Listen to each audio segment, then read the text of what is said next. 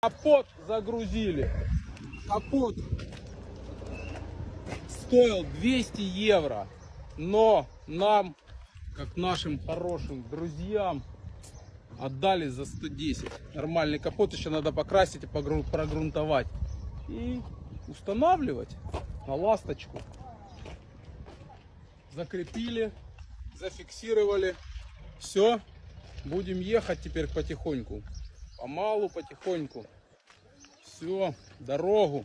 Кому нужен ремонт, обращайтесь к нам. По запчастям тоже дам информацию, кому надо.